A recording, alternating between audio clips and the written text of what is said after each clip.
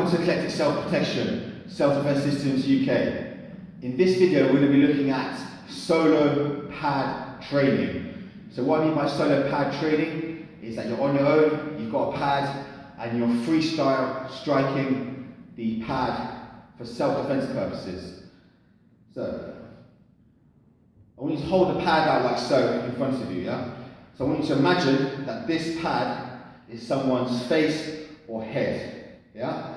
And the hand that you're grabbing the pad with is actually grabbing onto the attacker. It could be grabbing onto the attacker's head, their ears, their throat, their clothing, or even their wrist. So treat this pad as a person or attacker's head and as a grabbing onto the attacker or assailant. When you're exercising these drills, you should visualize this person or assailant as someone who has an intent on harming you.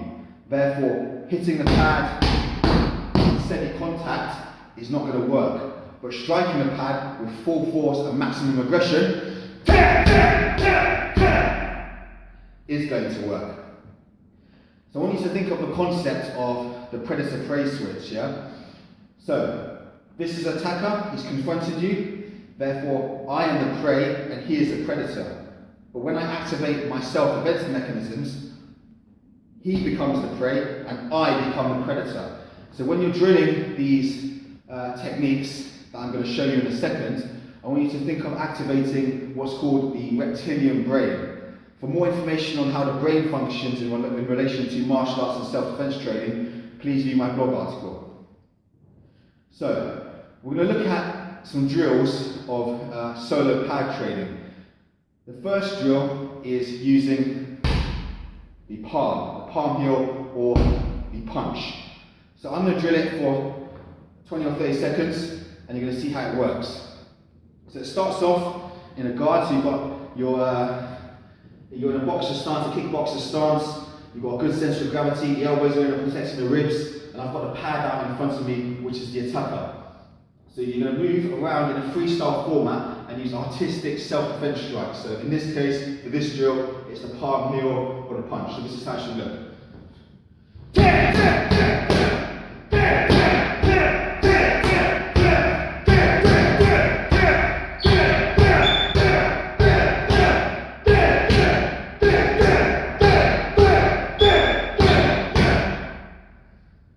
And so on, yeah? So that's the basic drill of the palm heel. As you can see, I'm putting maximum effort into my striking, yeah? There's no good hitting the pad steady contact. For effective self-defense, you need to keep using as maximum force, maximum power until the attacker is away from you or down, using force that is deemed reasonable and proportional to the threat to get yourself out of that situation and back to safety. Okay, the next one. Drill 2 is using the hammer fist or the elbow or the downwards elbow. So how you make a hammer fist? Curl your fingers in, thumb is tucked on top, and you're striking with the instep of the fist, ideally to the attacker's head or face in general. The elbow works in a hooking punching action, so the elbow is driving around. So that's the rear arm elbow. And the downwards elbow is going down in towards the attacker's head. So we're going to drill this variation 2, with the hammer fists and the elbow strikes.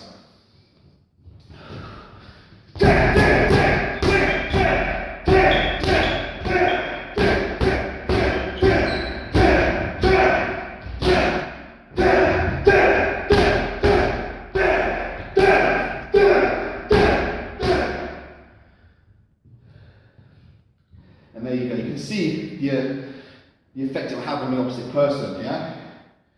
So always remember, treat this pad as a person and aim to finish the situation or conflict as soon as possible. Drill 3 is using the knee. So the knee strike works in the same concept as the car crash syndrome. 2 cars colliding at 50 miles per hour will cause a 100-mile-per-hour car crash, and that's how the knee strike works. So drill 3 Works in the same way. So you're moving around in the freestyle format, you're drilling knees into the back. So this is how it should look.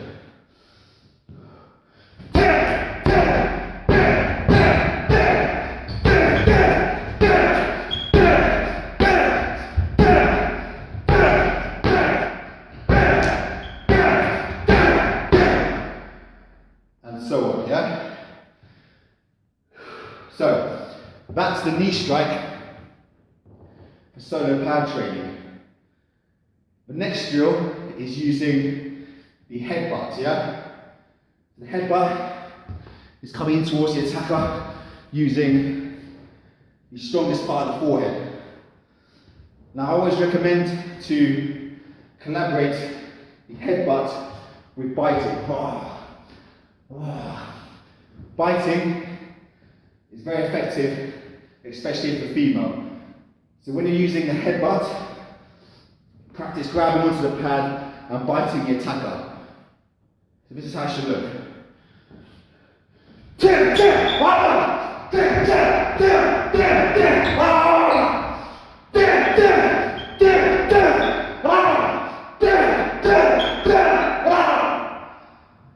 And so on, okay? As you can see, it looks messy, it looks untidy, but that's the reality of combat. The next drill is the last of the stand-up drills.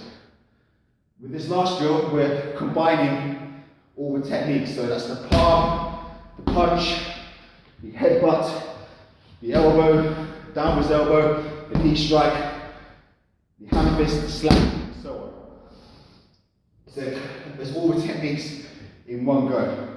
So this is how it should look in a freestyle format.